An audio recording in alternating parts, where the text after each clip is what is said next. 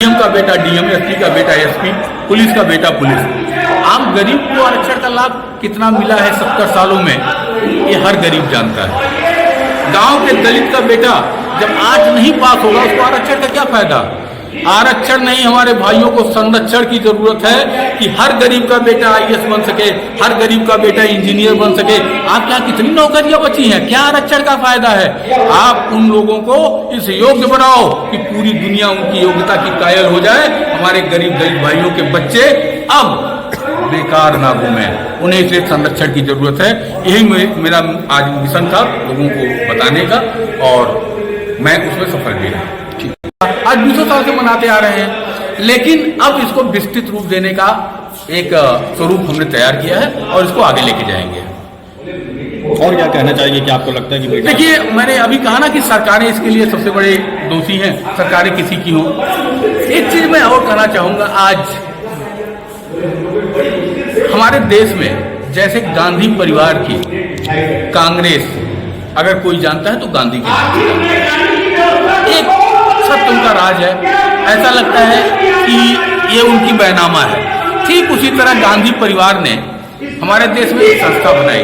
जब सारे रजवाड़े खत्म हो गए, यहाँ तक हम लोगों का जमींदारी प्रथा उन्मूलन में जमींदारी प्रथा खत्म हो गई, तो इस देश में एक अघोषित जिहादी जमींदारी संस्था बनाई गई जिसका नाम वक्फ बोर्ड है। वक्फ बोर्ड की स्थिति अभी सच्चर आयोग की क्या आयोग नाम है, उसकी रिपोर्ट आई थी।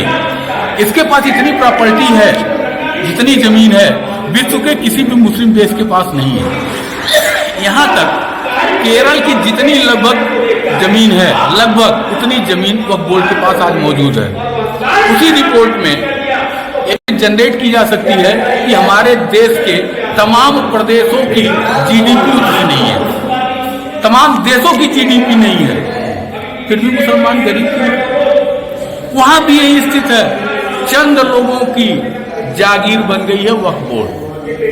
मेरी सरकार से मांग है, और इसको लेकर लड़ाई में सुप्रीम कोर्ट तक भी लड़ूंगा, कि वक्फ बोर्ड को खत्म करके, मैं नहीं कहता हमें दो, गरीबों में जमीनें बांट दो, मुस्लिमों के बीच से निश्चित तौर पे जो आज कहा जा रहा है कि सबसे गरीब है, गरीबी खत्म हो जाएगी, इसमें कोई हिम्मत नहीं है। अभी एक किसी मौलाना ने कहा था, वक्फ बोर्ड का कोई जिला अध्यक्ष या सब ऐसा कुछ था, उसने कहा था कि हमारे जिले में 2500 एकड़ या हेक्टेयर ऐसे समथिंग कुछ भी कहा था कि अगर हम चाहें तो सरकारों को कर्जा देने की स्थिति में है, फिर भी मुसलमान गरीब। उसका यही कारण है कि वक्फ बोर्ड चंद लोगों के हाथों का खिलौना बन गया है।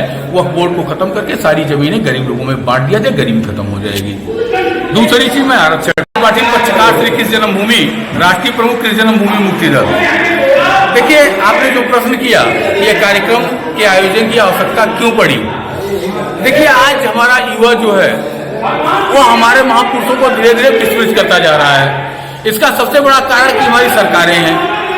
अब आप ये भी प्रश्न कर सकते हो सरकारें क्यों हैं, तो स्पष्ट बता दूं कि आज शिक्षण संस्थाओं से जिस तरह महापुरुषों का नाम निकाला जा रहा है, हम लोग जब युवा थे तो मदन मोहन मालवीय जी को पढ़ते थे, सबको पता था 25 दिसंबर को मदन मोहन मालवीय जी का जन्म दिवस है।